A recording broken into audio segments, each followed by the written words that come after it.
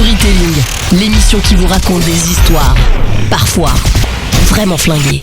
Le Tour de France arrive à Paris dans 9 jours, en plus de 100 éditions. La course cycliste la plus regardée du monde a connu des rivalités de légende qui ont marqué leur époque. Ce soir, vous repartez dans les années 60, une rivalité entre deux Français qui sont devenus indissociables l'un de l'autre, Jacques Anquetil et Raymond Poulidor. Tout opposé, c'est de légende. D'un côté, on avait Jacques Anquetil, normand, élégant, mystérieux, classe. Oui, j'ai eu une révélation, tous les Normands ne sont pas bofs qui font du tuning.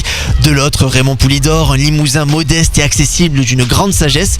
Leur rivalité a divisé les Français. Figurez-vous que Poulidor a même déclaré que des couples avaient divorcé parce que la femme était pour Anquetil et le mari pour Poulidor. En 1963, les deux hommes sont favoris pour le Tour de France et sur les routes, leurs fans s'affrontent. Tout y passe, des insultes, des crachats. Poulidor est clairement le chouchou du public. Il finit toujours derrière Anquetil mais gagne plus que ce dernier grâce à sa popularité. En 1964, Anquetil veut montrer que c'est lui le meilleur et il vise une 5e victoire sur le Tour de France, un exploit jamais réalisé à l'époque.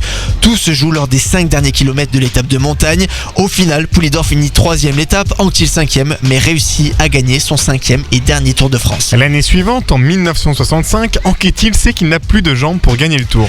Il va alors tout faire pour que Poulidor ne le gagne pas, tout simplement en le ralentissant à chaque fois. Il lui barre même la route, assez exceptionnel. Une fois sa mission accomplie, il se recoiffe devant les caméras et abandonne.